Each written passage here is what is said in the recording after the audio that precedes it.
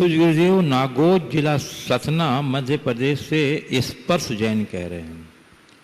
महाराज जी, मेरा प्रश्न यह है कि जब आप भी हम बच्चों की तरह छोटे थे तो आप भी हम बच्चों की तरह कुछ बनने का सपना देखते होंगे, जैसे डॉक्टर, इंजीनियर आदि।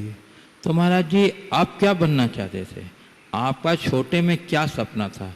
क्या आप हम बच्चों के साथ अपनी स्टडी के कोई टिप्स शेयर करना चाहते हैं जिससे हम बच्चे आगे जाकर अपनी सफलता को प्राप्त कर सकें?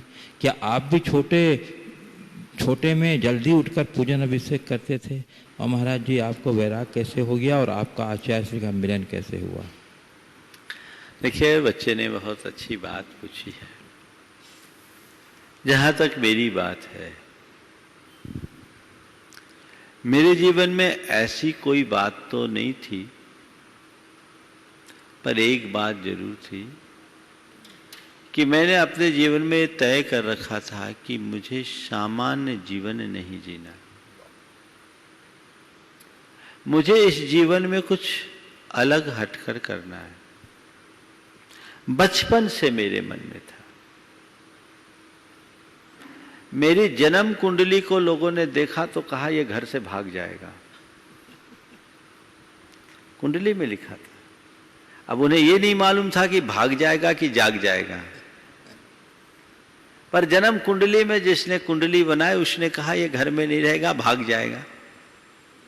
ठीक है, मेरा भाग जाग गया कि मैं निकल गया। लेकिन मेरे मन में जीवन के प्रारंभिक दिनों में ये बात थी, दिनों से ही ये बात थी कि मुझे कुछ हटकर जीना है। और मैं इसी भावना में लगा रहता था। जहां तक धार्मिक संस्कारों की बात है, मुझे याद नहीं कि मैंने अपने बचपन में कभी अभिषेक पूजन किया है। देखा जरूर, किया नहीं। देव दर्शन अगर हो गया तो बहुत धर्म हो गया, वो भी कभी नियमित नहीं था। ये बात मेरे मन में थी कि मुझे कुछ अलग करना है।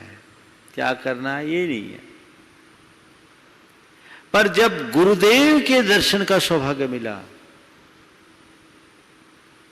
उनके प्रथम दर्शन में ही मेरे अंतर्मन में एक प्रेरणा जगी कि जीवन का यदि सर्वश्रेष्ठ रूप है तो यही है। यही कटनी के लोग गुरुदेव का विहार करा के जा रहे थे। हजारीबाग पहुंचने वाले थे। मुझे मालूम पड़ा कि आचार्य विद्यासागर महाराज विहार करके शिखर जी के लिए आ रहे हैं। उनके साथ 60 बाल ब्रह्मचारिणियां भी हैं। उस समय तक मुनियों के प्रति मेरी कोई खास रुचि नहीं थी। मैंने सोचा ऐसी बहुत सारे महाराज आते हैं, जाते हैं, आएंगे, लेकिन बाल ब्रह्मचारिणी शब्द मेरे लिए नया था। क्यूरियोसिटी हुई, ये बाल ब्रह्मचारिणी क्या होती। जनवरी का महीना था, संभवतः 21 जनवरी 1983 की बात है। मार्च में हमारा बोर्ड एग्जाम था। उन दिनों हम बहुत डटकर पढ़ाई करते थे। जब ये सुना कि जैन समाज के सबसे बड़े आचार्य आ रहे हैं, सागर की 60 बाल ब्रह्मचारिणियां हैं, तो मैंने अपने एक मित्र से कहा ये बाल ब्रह्मचारिणी क्या होती, चलो अपन चलकर देखें। अभी हजारीबाग में प्रवेश नहीं हुआ था। हम लोग 15 किलोमीटर साइकिल से गए। उस समय गाड़ियां उपलब्ध नहीं थी। और गए तो देखा उस समय आचार्य महाराज आहार कर रहे थे। पूरे संघ का आहार हो रहा था।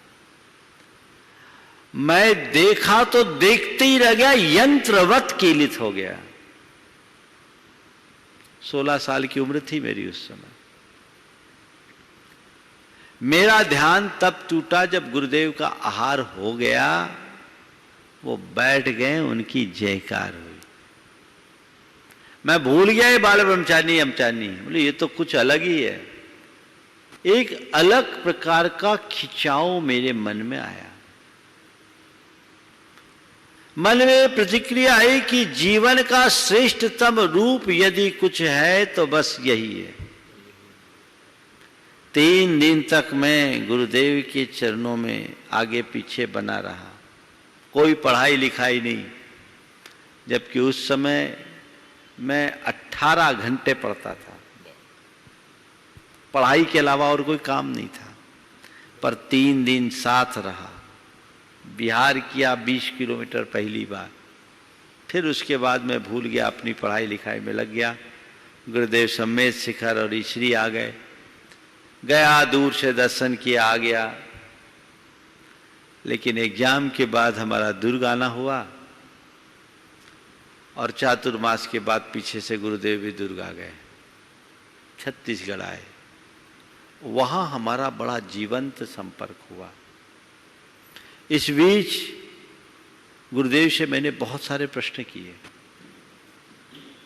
लगभग 1-1.5 महीने का सानिध्य पाकर मन एकदम से मजबूत हो गया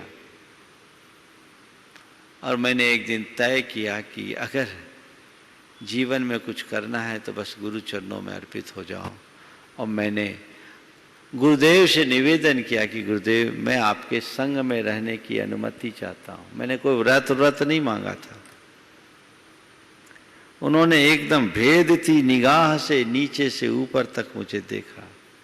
क्या नाम है, कहाँ रहते हो, क्या पढ़ते हो, बता दिया। सोच लो मैं तुम्हें संग में रख लूं और तुम्हारे घर वाले आए और उठा के ले जाए। मैंने कहा बहुत सोच समझकर आपके चरणों में आया हूं। मुझे विश्वास है कि उनकी हर चेष्टा औपचारिकता मात्र सिद्ध होगी। ये बात मैंने यही शब्द कहे थे। गुरुदेव ने फिर मुझे एक बार देखा, कहा ठीक है 2 बरस का व्रत ले लो। काय उत्सर्ग करने के लिए कह दिया। मैंने काय उत्सर्ग किया और कहा 3 बरस में शास्त्री बना देंगे। मुझे पता नहीं था शास्त्री का मायना क्या होता। मैंने सोचा होगा कोई ब्रह्मचारी से ऊंचा पद। और जैसे ही ड्रेस बदल कर गुरु चरणों में गया, उन्होंने मेरे पढ़ाई की शुरुआत सीधे तत्वार्थ सूत्र से कराई। जैन धर्म में मेरा सीधा प्रवेश तत्वार्थ सूत्र से हुआ। और पहले दिन उन्होंने 4 सूत्र और उसका अर्थ बताया। मैंने दूसरे दिन उन्हें ज्यों का त्यों सुना दिया। उनका भरपूर आशीर्वाद मिला और पूरा तत्वार्थ सूत्र बिहार भी चलता रहा और वो पढ़ाते रहे, मैं याद करता रहा। इस प्रकार ये मेरे जीवन का क्रम बढ़ा। बच्चे ने पूछा आपको वैराग्य कैसे हुआ? हकीकत पूछो तो मुझे वैराग हुआ ही नहीं, मुझे तो राग हुआ। राग हुआ, गुरु से राग हुआ। अरे गुरु का राग ही मेरे वैराग्य का निमित्त बन गया। जिस समय मैं गुरु चरणों में गया उस समय मुझे राग वैराग से कोई सरोकार ही नहीं था, बस गुरु का आकर्षण था। लगा कि जीवन में इससे अच्छा रूप नहीं, इससे अच्छा कोई मार्ग नहीं। मैं उनके पीछे लग गया और जैसे जैसे उनकी कृपा से ज्ञान मिला, आज मुझे जीवन के सच्चे स्वरूप का बोध हो गया। मुझे अपने आत्मा का पहचान हो गया और आज मैं इस मार्ग में